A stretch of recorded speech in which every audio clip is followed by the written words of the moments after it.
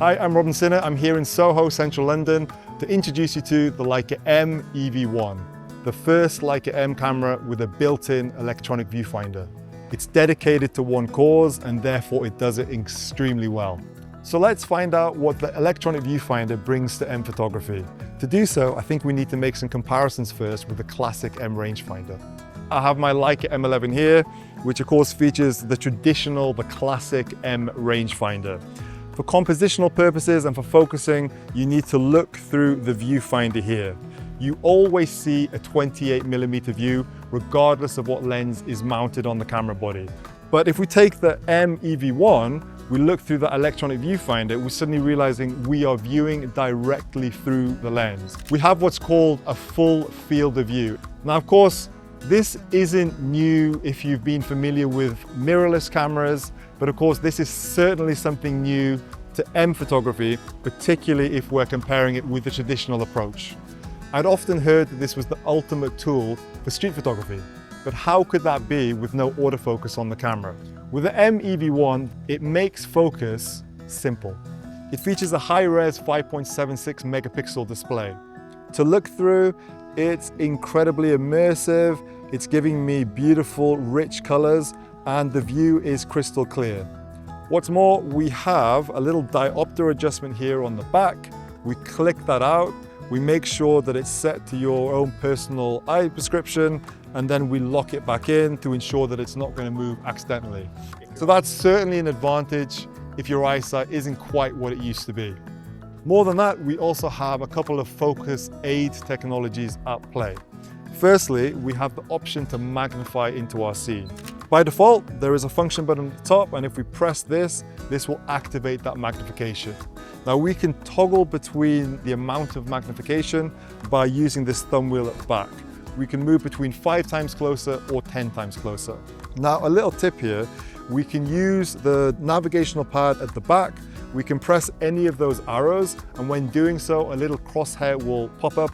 We can then move that crosshair to the area of the frame where we want the magnification to occur. So in practice, for example, I could be doing a portrait. I would find my general composition first. I would move the crosshair towards my subject's eye, tap the function button, and then find my focus nice and easily. We also have focus peaking technology to make use of.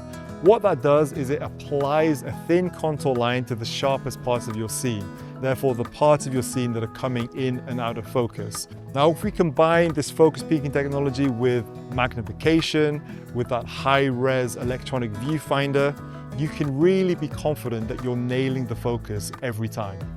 On the traditional M camera, we need to start to master some of the techniques behind shooting quickly. Now, of course, this is an absolute necessity for certain areas of photography, such as street photography. Zone focusing, for example, is an essential skill. Now, the good news here is that it's absolutely applicable to the M EV1 because all that setup is all done on the lens itself. It's also worth mentioning the digital crop function of this camera. To activate the digital crop, you pull this little lever on the front and I can toggle between a 1.3 times crop or a 1.8 times crop. Now, these crop lines that show up through the electronic viewfinder are reminiscent of the frame lines of the traditional rangefinder camera. With a 35mm lens on and with that 1.3 times crop in play, I'm taken into a 45mm effective field of view. With a 1.8 times crop, I'm taken all the way to a 63mm effective field of view. If I'm shooting RAW files, as I usually do, that crop is absolutely reversible, meaning I can load that RAW file into my chosen software, it will open with that crop, I can hit reset and see the full, in this case, 35mm field of view. If I'm shooting JPEG, however, I do have to realize that the crop is irreversible, meaning I will lose resolution. So if I start off with a 60 megapixel JPEG and I employ the 1.8 times crop, I'll be down to an 18 megapixel file. I have to admit to being initially a little bit skeptical about the removal of the rangefinder and replacement of the electronic viewfinder.